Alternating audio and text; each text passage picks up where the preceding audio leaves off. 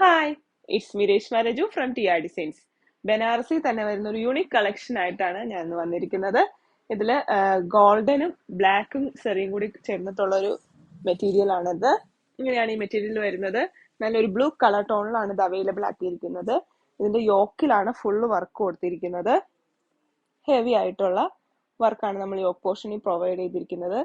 അതുകൊണ്ട് തന്നെ ബോർഡറിംഗ് ആയിട്ട് അടിഭാഗത്തേക്ക് നമ്മൾ ചെറിയൊരു വർക്ക് ബനാറസിയുടെ വർക്കേ നമ്മൾ പ്രൊവൈഡ് ചെയ്തിട്ടുള്ളൂ.